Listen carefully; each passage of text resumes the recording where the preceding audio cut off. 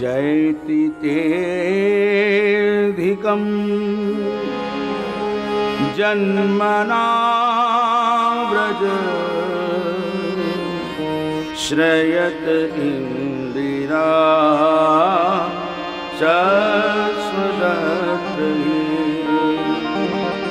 दयति दृश्यता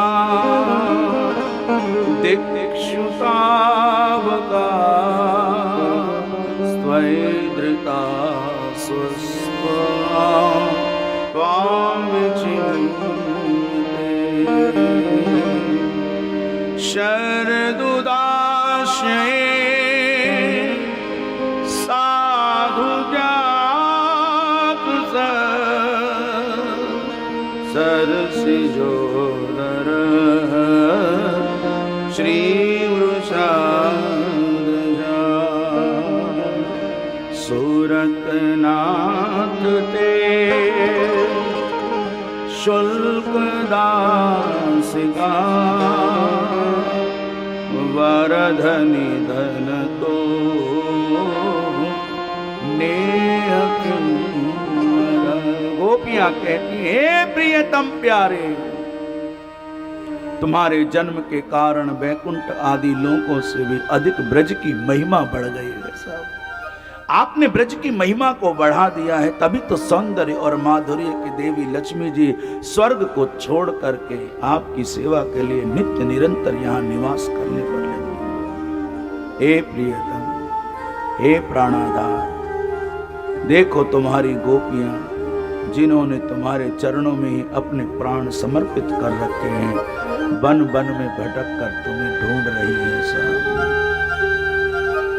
हे हमारे प्राण प्यारे स्वामी, हम तुम्हारी बिना मोल के दासी हैं। सूरतनाथ ते शुल्क दासिका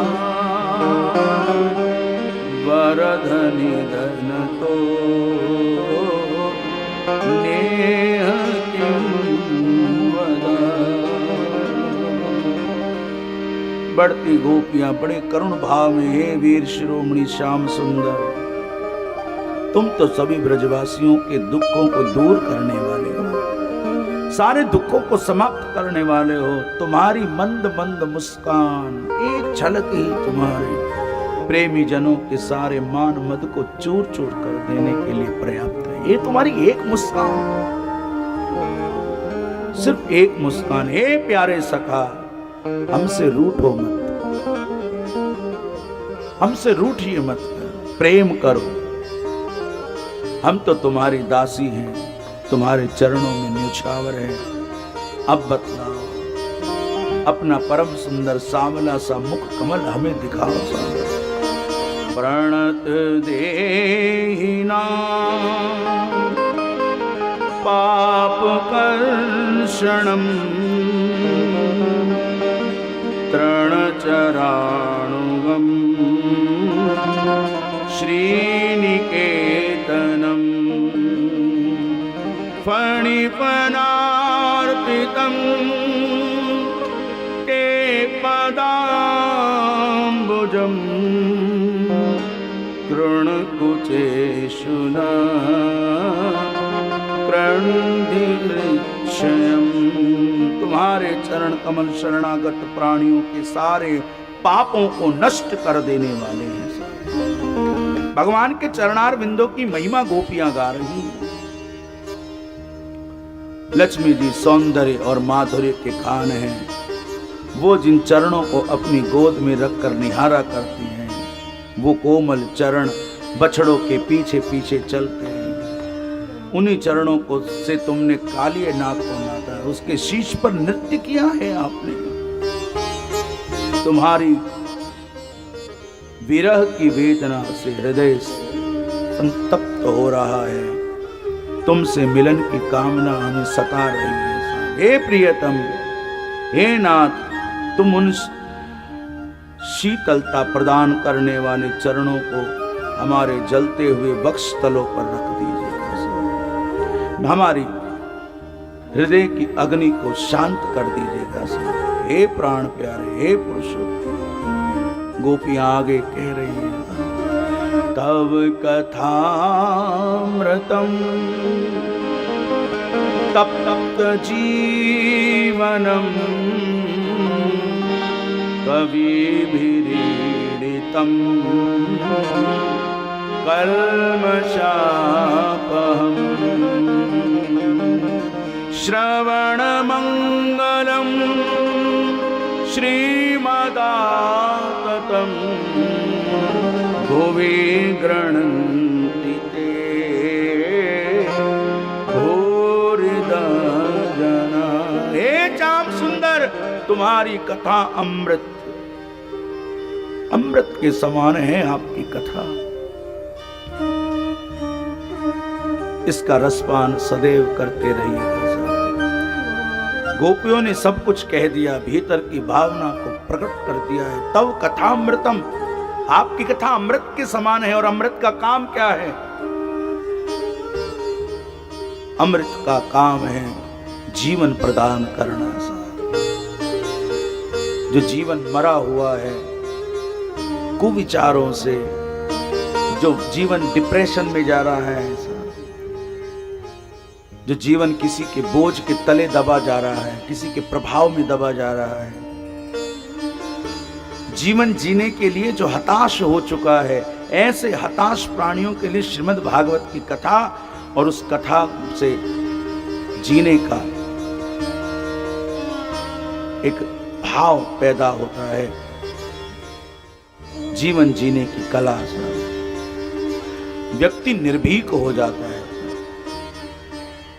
जब भय होता है तो तनाव में होता है, और कथा भय को समाप्त करके तनाव मुक्त करती है। भगवान का नाम, भगवान की कथा। भय नाशरण दुर्मति हरण कलि में हरि को नाम, निश दिन नानक जो जपे सफल हुए सब काम। भय का नाश होता है भगवान का नाम लेने से। गोस्वामी जी ने भगवान के नाम की महिमा का इतना सुंदर वर्णन किया है। चहु जुग चहु श्रुति नाम प्रभाव, चहु जुग चहु श्रुति नाम प्रभाव, कलि विशेष नहीं अनुपम। जो नाम मंगल भवन अमंगल हारी, हमने परसों भी कहा, जो सब अमंगलों को मंगल में बदल रहा है। तो ये नाम भगवान की कथा, जब मन पिघलने लगता है तब जो हृदय से पुकार निकलती है, भगवान उसी प्रार्थना को, उसी स्तुति को, उसी भाव को ही तो स्वीकार करते हैं, और फिर भगवान प्रकट हो गए। बोलिए आनंद कंद भगवान की जय। फिर गोपियों को महासुख प्रदान किया है, खूब आनंद किया है। एक गोपी हे कृष्ण, एक गोपी हे कृष्ण, एक गोपी हे कृष्ण। और ऐसा रास का नृत्य हो रहा है, खूब आनंद हो रहा है, जिस आनंद को देख करके महादेव भी कैलाश से उतर करके गोपी बन करके वृंदावन की भूमि पर रास का आनंद लेने के लिए आए हैं। एक दिन वो भोले भंडारी बन करके ब्रज नारी वृंदावन आ गए, वृंदावन आ गए, ओ वृंदावन आ गए, वृंदावन आ गए। पार्वती भी मना के हारी, पार्वती भी मना के हारी, ना माने त्रिपुरारी वृंदावन आ गए, वृंदावन आ गए, ओ वृंदावन आ गए,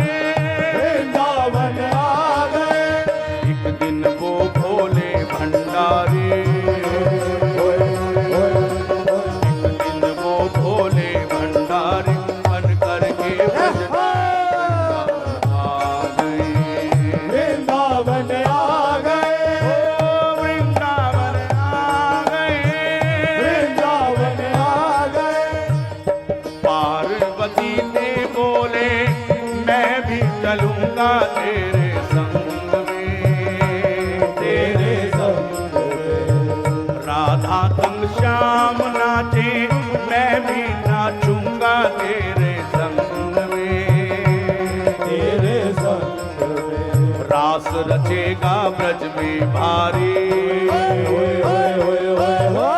रास रचेगा ब्रज में भारी।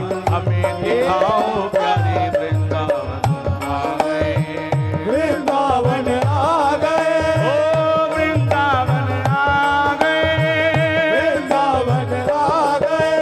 एक दिन वो भोले भंडारी, एक दिन वो भोले भंडारी बन करके ब्रज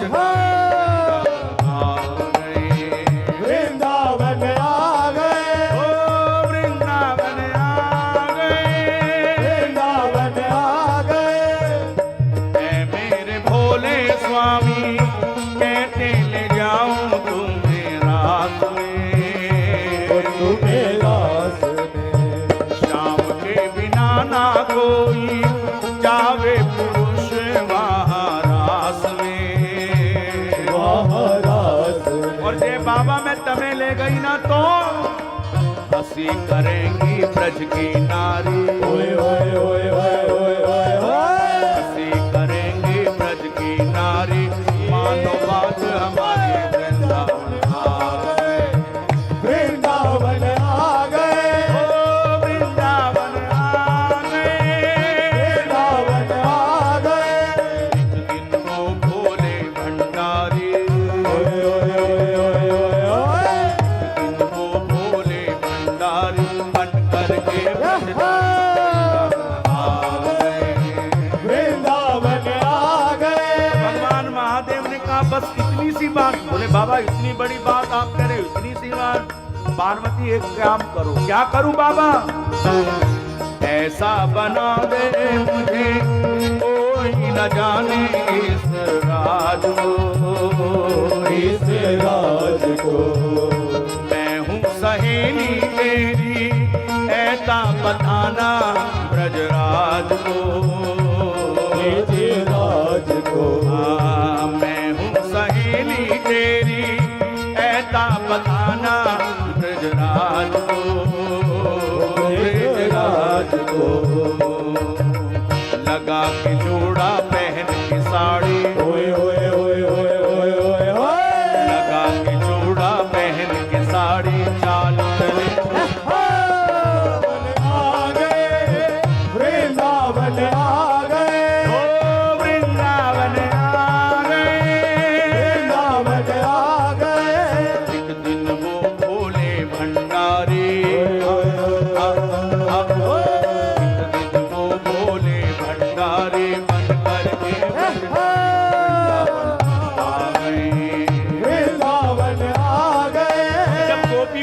प्रवेश कर लिया और नृत्य करते करते हुआ क्या? मोहन ने देखा जब समझ गए सारी बात रे, वो सारी बात रे। ऐसी बजाई बंशी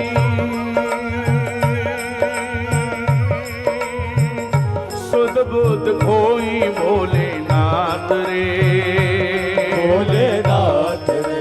सिर से खिसक गई जब साड़ी, ओए ओए ओए ओए ओए ओए। सिर से खिसक गई जब साड़ी, मुस्काए गिरधारी वृंदावन आ गए, वृंदावन आ गए, ओ वृंदावन आ गए, वृंदावन आ गए। हाँ वृंदावन आ गए, वृंदावन आ गए। एक दिन वो भोले भंडारी, वो भोले भंडारी, एक दिन वो भोले भंडारी, वो भोले भंडारी बन करके ब्रजनारी, ओ बन करके ब्रजनारी। हाँ हाँ बन करके ब्रजनारी, वृंदावन आ गए, वृंदावन आ गए, वृंदावन आ गए, वृंदावन आ गए, वृंदावन आ गए, वृंदावन आ गए, वृंदावन आ गए, वृंदावन आ गए, वृंदावन आ गए, वृंदावन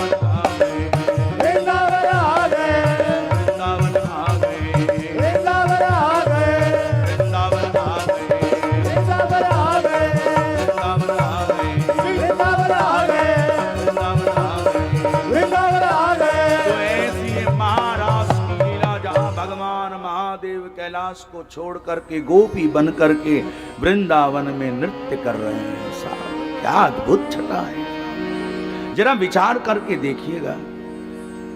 ऐसी कौन सी ताकत थी जो महादेव को खींच करके लेके आ रहा है। श्री कृष्ण आज सबको तृप्त कर रहे हैं। जिसने प्रेम में विष को पी लिया हो, आज अमृत चखा रहे हैं। अमृत का रसास्वादन भगवान को, महादेव को श्री कृष्ण करा रहे हैं। कृष्ण जन्म हुआ तो जोगी बनकर के दर्शन करने के लिए श्री कृष्ण रुदन करने लगे। मां से चुप नहीं होते, मां परेशान हो गई।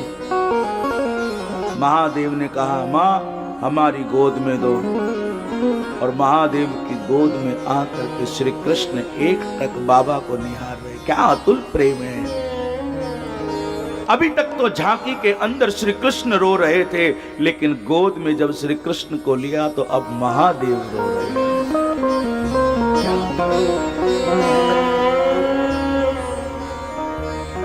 शिव समान कोई प्रेमी नहीं है जो प्रेम में स्वरूप बदल ले।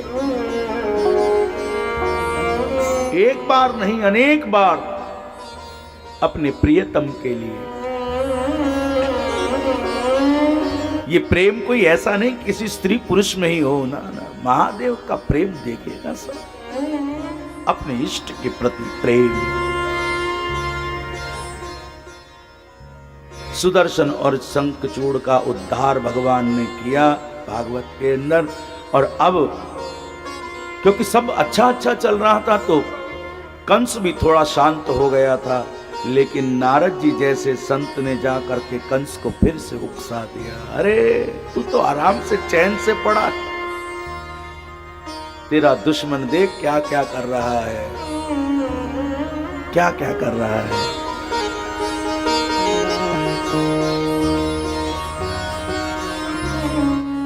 नारद जी ने कंस को जगा दिया और अब कंस युक्ति पूर्वक, अभी तक तो सब दैत्यों को, असुरों को भेज रहा था, लेकिन अब थोड़ा बदलाव परिवर्तन हुआ। क्या कि बोले उसको यहीं बुलाओ, अपने काल को बुलावा दे रहा है। कंस कोई साधारण नहीं है।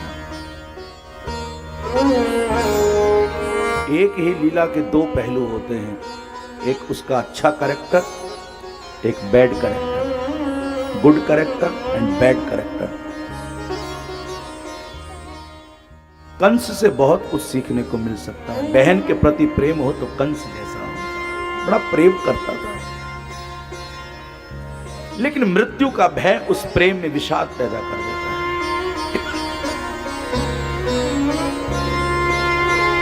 जैसे कोरोना आया तो कोरोना ने विषाद पैदा किया। कितने से अच्छा मित्र हो,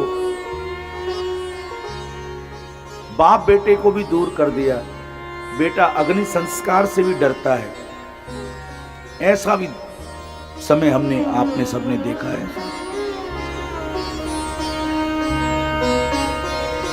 तो कृष्ण ने अपने काल को बुलावे के लिए एक पात्र चुना और उस पात्र का नाम अक्रूर जी को चुना। रावण ने मारीच को चुना था। दूसरे दिन आपको मारीच की कथा सुनाई थी। यहां अक्रूर जी को चुना है। अक्रूर जी दोनों तरफ हैं, न्यूट्रल भूमिका में है। अब अक्रूर जी को प्रभावित किया जा रहा है, डराया जा रहा है, धमकाया जा रहा है, तुम ये काम नहीं करोगे तो मार दूंगा। निर्णय की स्थिति में यही हुआ कि कंस के हाथों से मरना बेहतर कि मैं कृष्ण के हाथों से मर जाऊं। कृष्ण के हाथों से मर।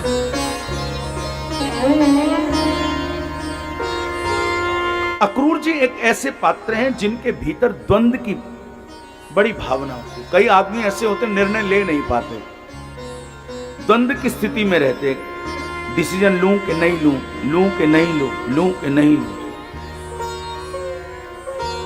तो अक्रूर जी जब ये कृत्य करने जा रहे हैं तो पहले तो अपने आप को भीतर से कोस रहे हैं कि मैं ऐसा घिनौना कृत्य करने के लिए जा रहा हूं जो कतई निंदनीय है।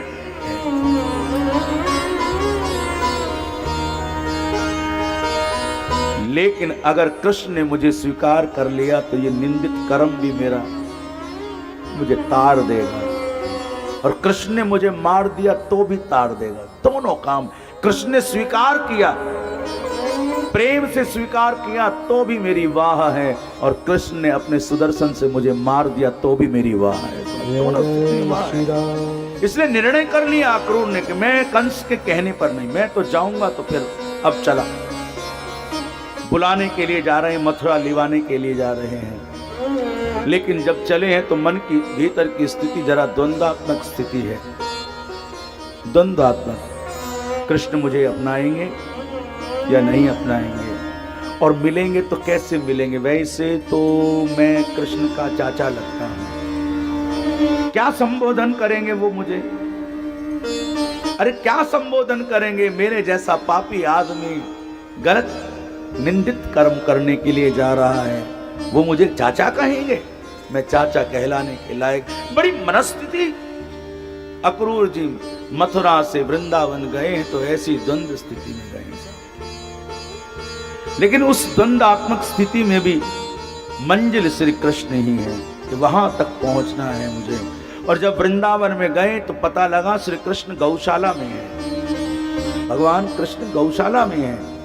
और पहुंच गए, और जब पहुंचे तो अक्रूर जी देखते ही भगवान को दंडवत लेट गए। साहब ज्ञानी तो थे ही, परिपक्व थे, दंडवत लेट गए। और भगवान श्री कृष्ण ने दौड़ करके अपनी दोनों भुजाओं से उठा करके अक्रूर को अपने हृदय से लगाया। चाचा आपको ये शोभित नहीं देता, आप हमारे बड़े हैं, आपको ये शोभा नहीं देता। और जैसे ये शब्द चाचा भगवान कृष्ण के अक्रूर जी ने सुने तो नेत्र भर भर के रोए, नेत्र भर। और देखो जगत का नियंता उनके सामने है, अक्रूर जी ने अपने आप को खाली कर दिया उनके सामने, साफ बता दिया कि कंस ने आपको मारने की नीयत से निमंत्रण भेजा है, आपको मथुरा ले जाने के लिए। भगवान कृष्ण ने कहा चाचा हम तो यही इंतजार कर रहे थे कि हमारा बुलावा आए और हम मामा के पास जाएं। अभी तक हम इंतजार थे, अब मामा की खैर नहीं, अब तो मामा मामा मामा। भगवान कृष्ण बड़े मुस्कुराए, कब चलना है। कृष्ण ने कहा कल सुबह ही चलते हैं। गौशाला से नंद भवन की ओर जब आए हैं, नंद बाबा को बात बताई, नेत्र भराए। मां यशोदा सुन रही थी, सुनते सुनते मां यशोदा बेहोशी हो गई, सब मूर्छित अवस्था हो। मेरा प्राण, मेरा कन्हैया मथुरा जाएगा, उस दुष्ट कंस के पास जाएगा, नहीं मैं नहीं भेजने वाली। अक्रूर जी ने समझाया जाना तो पड़ेगा, राजा का निर्णय है, कंस राजा है, उसके निर्णय को हम मना नहीं कर सकते। श्री कृष्ण कह रहे मां कुछ नहीं, जाऊंगा, लौट करके आएगा। श्री कृष्ण जवाब नहीं दे रहे। मां पूछ रही है लौट करके आएगा ना, एक ही जवाब देते हैं कृष्ण, मां मैं तुझसे दूर कब हूं, तुमसे दूर नहीं। बात पूरे नगर में फैल गई, श्री कृष्ण मथुरा जाने वाले।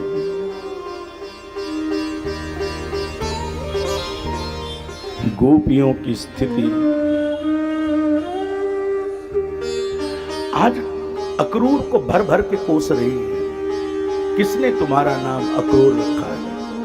तुमसे बड़ा कोई क्रूर नहीं, हमारे प्राणों को लेकर के जा रहे हो। नंद बाबा बलराम जी को और कृष्ण को समझा रहे हैं, देखो पहली बार जा रहे हो,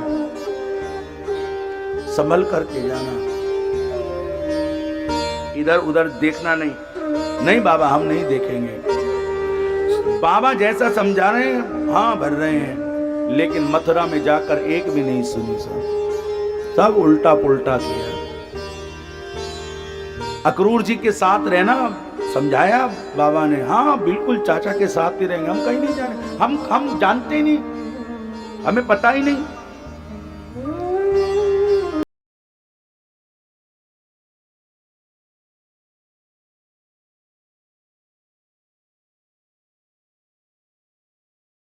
आनंद टीवी से जुड़ने के लिए आप हमें व्हाट्सएप करें 9277395752 पर।